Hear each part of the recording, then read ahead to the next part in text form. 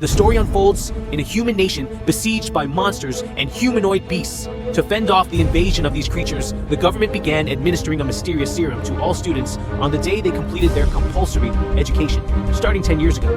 Only a handful of lucky individuals gained superpowers, and each successful student, known as an elite.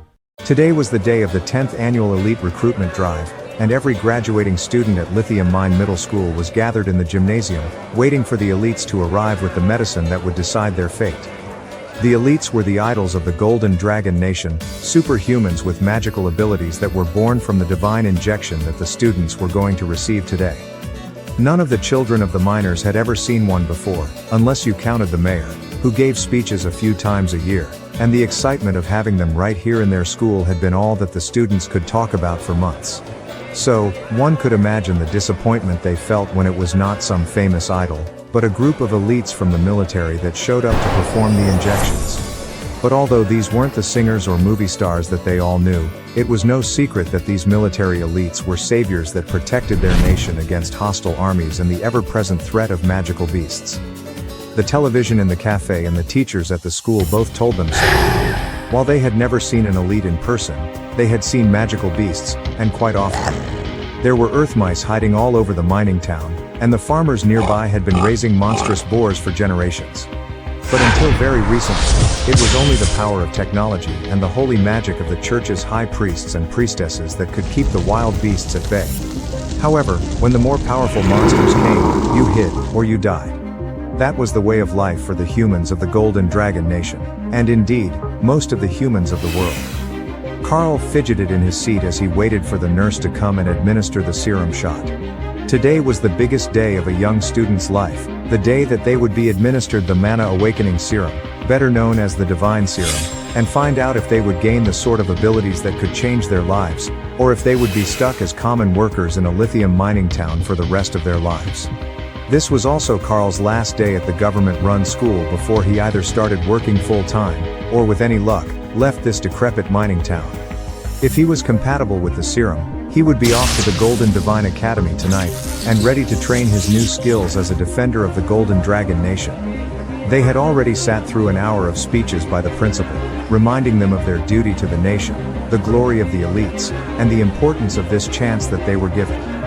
After all, they were just the children of common mine workers, dirt floor poor and unlikely to ever be anything else. Karl closed his eyes as the nurse rolled the cart with an open briefcase on it next to him, and then a violent pain shot up his arm and the world briefly went blank. Agony spread to every cell in his body, like he was being torn apart from the inside, and blood clogged his lungs, leaving him drowning while sitting in the metal folding chair of his school's auditorium. This was wrong. The shot was only supposed to hurt as the needle poked you, not like this.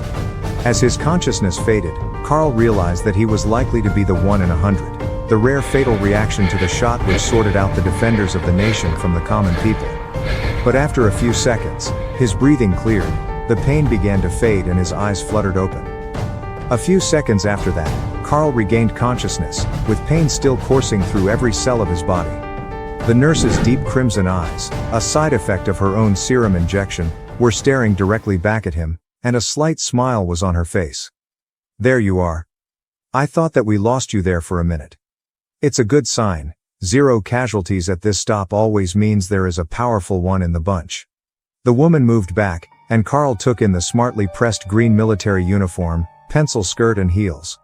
It was all familiar, but all wrong. Did he lose some of his memories after the injection?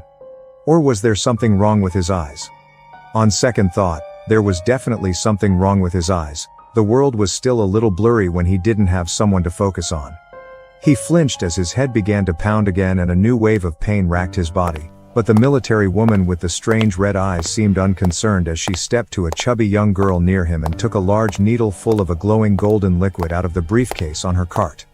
Without a word of warning, she jabbed it into the girl's arm, and the young girl directly fainted, then slowly recovered her composure. A quick glance down at his hands showed Karl a familiar bronze tan. But the scars and peeling skin from a childhood spent working in the mines after class were mostly gone, replaced with a deep red mark that looked like 3 long claw marks running the length of his forearm. As he silently stared at the marks on his arm, they became more pronounced, and more realistic, as if the flesh had just been torn open, but the skin was smooth and undamaged under his fingers. After a few minutes, the sound of frightened children fell silent, and Karl looked up at the front of the room, where an officer in the formal military uniform was standing behind a podium, waiting patiently for the process to end. The red-eyed woman joined him, along with the 6 men in doctor's coats, before he began to speak. Thank you all for your cooperation. This year's choosing trial has completed, and those of you without the mark may return to your classes as usual.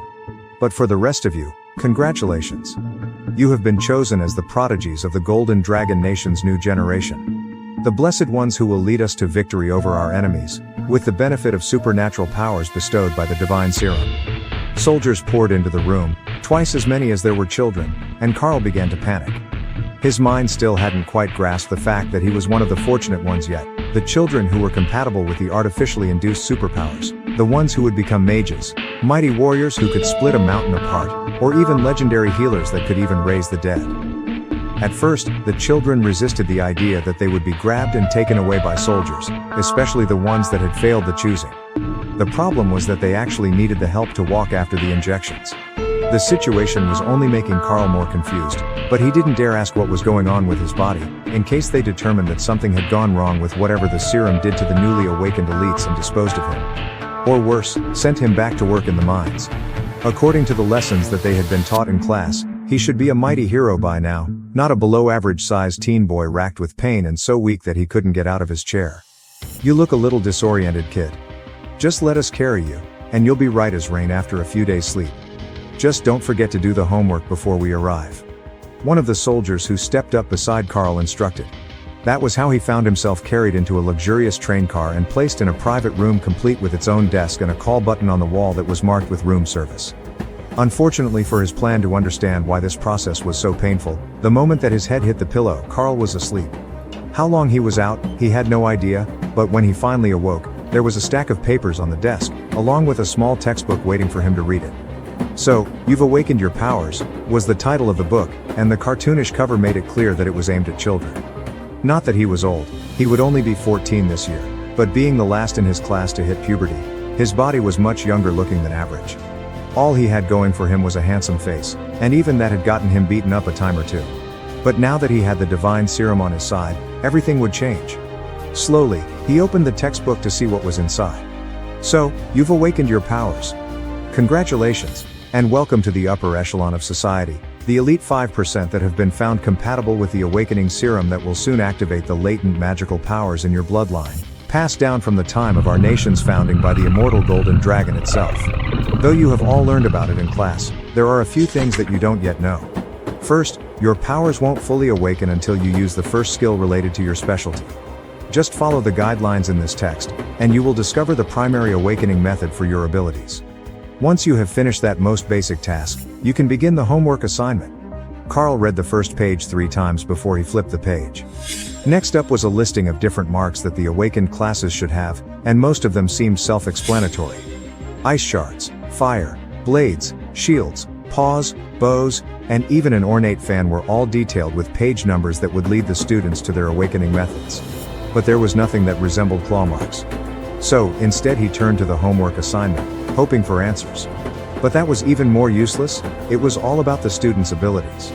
How strong they were, the description, activation times, speed, energy usage, side effects. In short, he couldn't fill it in at all. All the marks seemed so obvious as to what sort of abilities they represented. Even the red aura around a pair of axes was clearly a berserker in Karl's mind, but the claw marks didn't make much sense. There was a similar one with an animal paw that was some sort of druid shaman, but nothing that was as simple, but confusing as his. Was he supposed to be a punching bag for monsters? That didn't sound right at all. The book said that these marks represented superpowers. But after a few hours, there still wasn't any clear answer as to what he was supposed to do. It was time to call for one of the soldiers and get some answers before the train reached its destination.